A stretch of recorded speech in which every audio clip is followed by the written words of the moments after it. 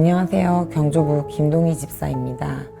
2022년 12월부터 경조부에서 장례 실행위원으로 섬기고 있습니다. 경조부 봉사는 어떻게 처음 시작하게 되셨나요? 10여 년 전쯤 가족 장례를 치르며 경조부를 처음 만나게 됐는데요. 그 당시 입간하고 마지막 인사를 하는 시간이 있었는데 고인이라고 믿기지 않을 정도로 단정하게 해주신 모습을 봤어요. 누구라도 거리낌 없이 마지막 인사를 할 수 있을 정도로 그렇게 모습을 예쁘게 해주셨더라고요. 그때 정말 감사하다고만 생각했어요. 근데 어느 날 장례 실행위원 봉사자 모집 광고가 났는데 자격이 집사 이상이더라고요. 그래서 제가 바로 전화를 드렸었던 것 같아요. 부장님께서 한번 사무실에 와보겠냐고 하셔서 갔더니 얇은 소책자 하나를 주시면서 한 달 정도 읽어도 보고 생각해보고 고민해보고 오라고. 제가 그 책을 그때 받았을 때 한 달 정도 가방에 넣고 다녔던 것 같아요. 심심하면 꺼내보고 생각도 하고 기도도 하고 이 일이 제 마음에 들어와야 한다고 생각했었던 것 같아요. 그만큼 각오를 해야 되는 일이구나. 또 하나님이 거룩한 부담감을 가져라. 이렇게 말씀하시는 것 같았습니다. 장례 실행위원들은 국가 자격증이 있는 분들만 가능하시다고 들었어요. 장례 절차가 점점 전문화되면서 염습 과정이 전문성을 요하는 부분이고 특수 상황이 발생할 수도 있기 때문에 교회에서도 저희 실행위원들이 장례 지도사 자격증을 갖추는 게 이 사역을 이어가기 위해 현실적으로도 시대에 맞는 부분이라고 판단하셔서 10년 전쯤부터 기존 실행위원분들이 장례 지도사 자격증 취득을 하시게 되었어요. 염습 과정은 담당 목사님과 상주분의 참관 상태에서 3명 정도의 실행위원이 호흡을 맞추어 고인의 몸을 닦아드리고 수의를 입혀드린 후 전체적인 용모를 유가족이 만날 수 있도록 단정하게 해드리는 과정입니다. 과정 중에 예상치 못한 크고 작은 일들이 일어날 수 있기 때문에 자격증의 필요성을 더 느끼게 되는 것 같습니다. 집사님께서 특별하게 유념하며 섬기는 부분이 있으시다면요? 처음부터 그런 건 아닌데 염습실에 들어가기 전에 저는 영정사진을 유심히 보고 들어가는 편이에요. 어느 날 연습을 끝내고 보니 분명히 제가 좀 전에 뵙고 온 고인 모습과 영정사진이 너무 다른 거예요. 유가족분들 확인을 하셨지만 너무 죄송한 마음이 들었죠. 사진을 미리 좀 보고 들어갈 걸, 그런 생각이 들어서 그날 이후부터는 꼭 미리 사진을 보고 최대한 가족들의 기억 속에 남아있는 가장 좋았던 그 모습을 찾아드리려고 노력을 하는 편입니다. 보통 어떤 기도를 하고 들어가세요?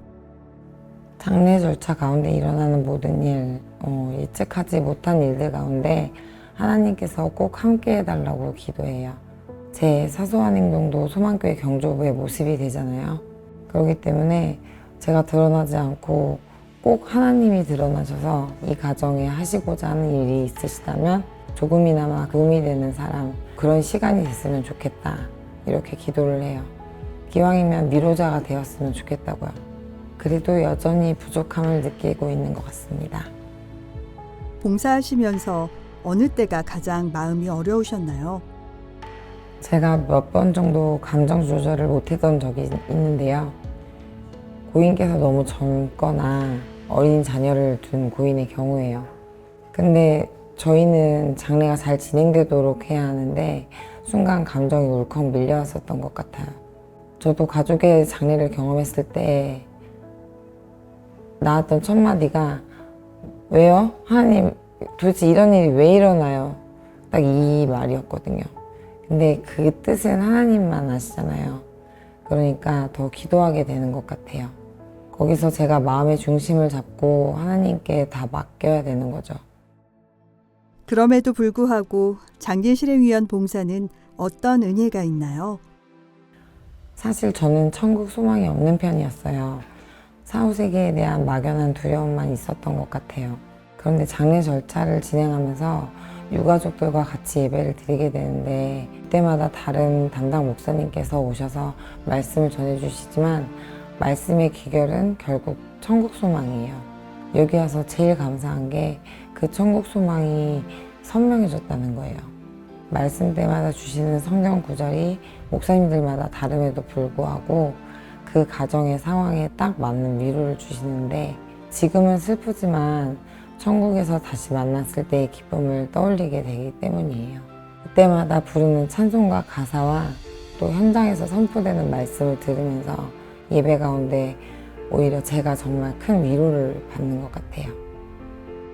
경조부의 오랜 역사를 이어온 선배들의 이야기를 듣고 좀 놀라셨다고요?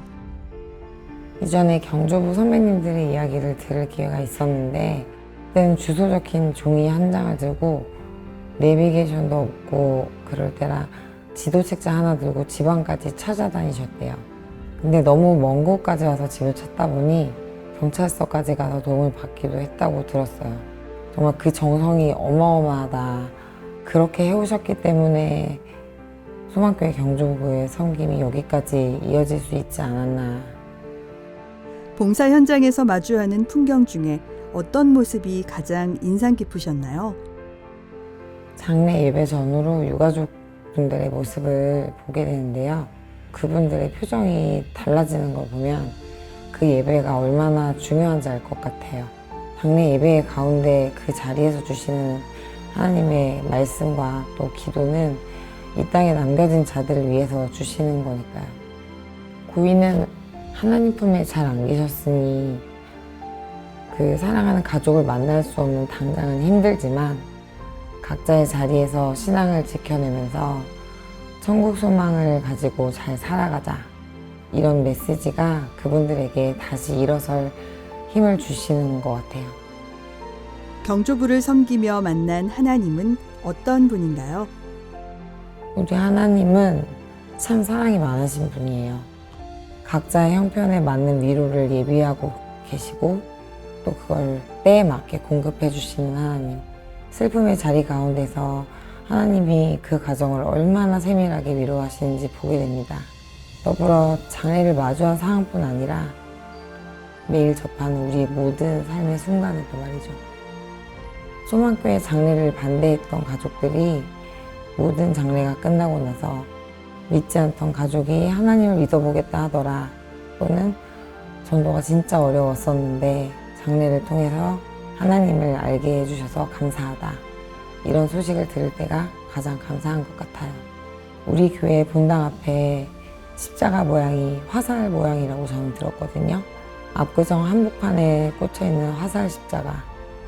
전에는 몰랐는데 이제는 정말 우리 교회가 세상의 소망이 되길 기도하게 됩니다. 무엇보다 죽음의 슬픔 앞에 서 있는 누군가에게 하나님의 위로를 전하는 이 자리에 서 있을 수 있어서 정말 감사합니다.